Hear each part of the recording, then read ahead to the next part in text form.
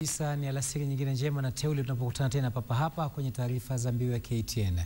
Hujambo na karibu, jina langu ni Ahmed Darwesh. Mahakama Kuu imesitisha kwa muda utekelezwaji wa baadhi ya vipengee 8 tata katika sheria za mausalama zilizopitishwa hapo juzi na muungano wa Jubilee bungeni na baadaye kuwekwa saini na rais na kuwa sheria. Muungano wa CORD umeelezea kuridhishwa kwake na uamuzi huo wa mahakama. Kinara wa CORD Raila Odinga amesema kwamba uamuzi huo umetoa mwanya wa kusitishwa kwa sheria hizo kwa jumla pindi kesi hiyo itakapoanza kusikilizwa. Kwenye uamuzi wake, Jaji George Odunga amesitisha kutekelezwa kwa vipengee vya 12, 29, 48, 56, 58 na 59 vya sheria hiyo. Nobody, including the Lion Solicitor General, was able to enlighten the court how the situation would be restored. Clause 56 introduced new Part 5 dealing with special operations, which are operations meant to neutralize threats against national security. The provisions thereunder then proceed to deal with what are called covert operations. It is contended that this provision is likely to take the country back to the pre-2010 constitution dark days. By enacting unto themselves the current constitution by way of a referendum, no doubt Kenyans intended to have a break from the past. It's therefore necessary that this part be investigated by the court in order to determine whether it is susceptible to abuse considering the current constitutional dispensation.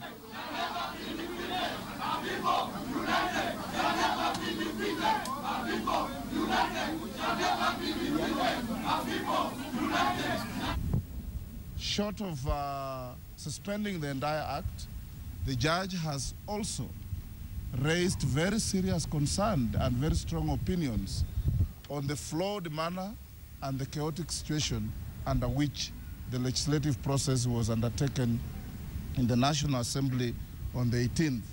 And he has said in very many words that what happened in the National Assembly was in fact not a legislative process. What has been done today is very historic, in the sense that it has dealt with the dictum that you cannot compromise the security of Kenyans in the name of democracy. It says clearly that in protecting Kenyans, you must also protect their democratic rights. You must protect their freedom of expression, freedom of association, freedom of thought, and freedom of the media.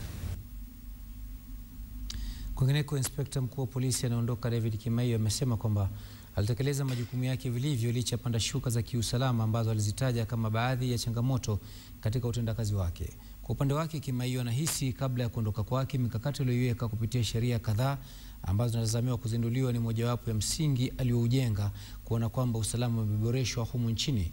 Kimaiyo alisema haya wakati alipomkabidhi Samuel Arachi mamlaka kama kaimu inspekta mkuu wa polisi. Some family members are ferries. Some of us are driven into a dam. You feel very bad as a human being. You feel you are affected.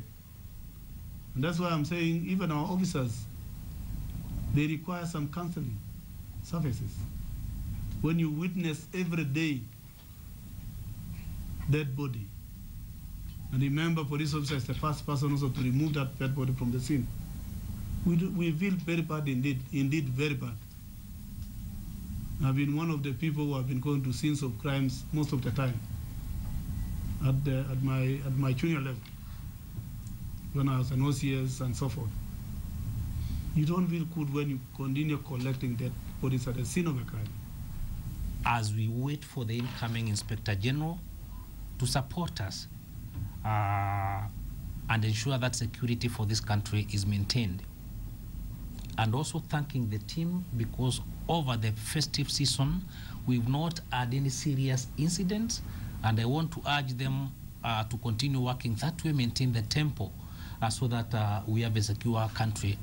Remember, ladies and gentlemen, we are not out of the woods yet. Like the president has said, we are at war with terror.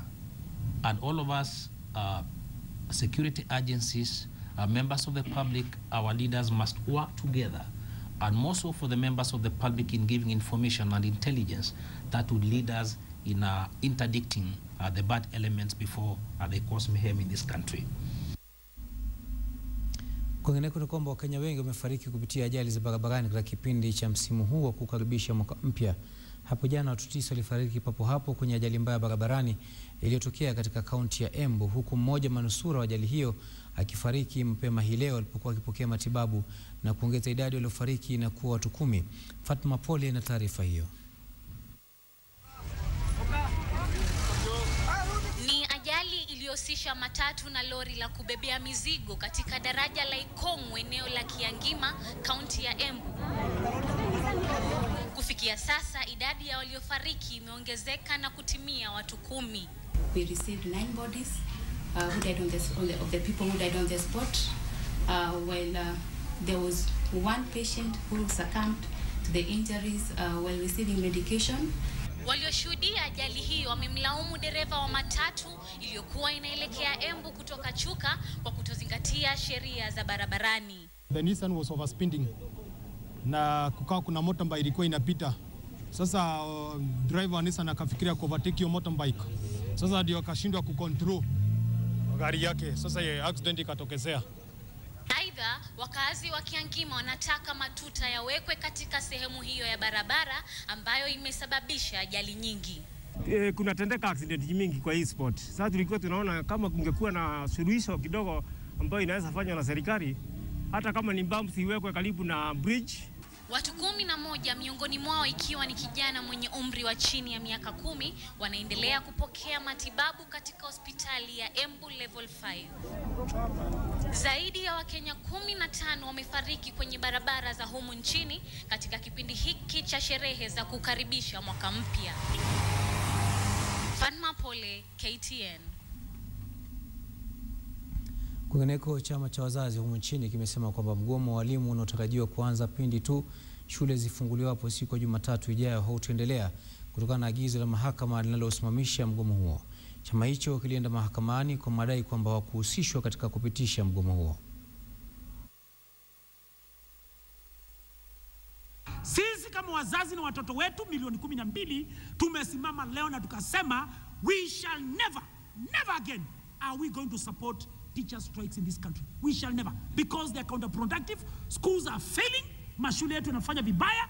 We had to sue the Minister of Labor, Kazungu Kambi, because he has also failed in bringing harmony within the labor sector. We have sued the Minister in charge of education in this country for failing to direct our people or to bring that kind of people together. We have failed. We have sued TSC as the employer of the teachers, because they have also failed in their things. And also we have sued the unions because they have not exhausted the laid down machineries. Kwingineko, Ephantus Maina Kinyua ameibuka mshindi katika shindano la shirika la Standard Group la jisheki na 100,000. Ephantus ni miongoni mwa wasomi wa dhati wa gazeti la Standard na watazamaji wanaoienzi runinga KTN. Katika shindano hilo ambapo mshindi hupokea kitita cha shilingi 100,000 kila siku, unatakiwa kulinunua gazeti la Standard na kuitazama runinga KTN ili kuthibitisha nambari iliyoko katika gazeti lako ndiposa uibuke na ushindi. Ephantus amefurahishwa na hatua hiyo, akiwasihi wa Kenya kulinunua gazeti la Standard na vile vile kuitazama runinga KTN waweze kujishindia pesa hizo. Little did I know, maybe alisahau sababu ni mimi nilikuwa nataka kuendea ile namba ya ushindi. Na mimi nilitelemuka, nikaenda, nikanunua, alafu nikarudi kwa nyumba, nikaendelea kusoma. Nikagojea on Sunday wakati nilinunua gazeti yangu kuangalia, nikapata kweli ni 0028-795. Karibu machozi itiririke ile ya furaha wakati niliona kweli nimeshinda, na nikajua ni ya ukweli. Mtu anaweza shida akinunua gazeti ya Standard, jicheki 100,000. Ni kweli, wale hawaamini nataka kuambia ni kweli kabisa, mtu anaweza shida, na mimi ni mmoja wao. Nimechida 100,000.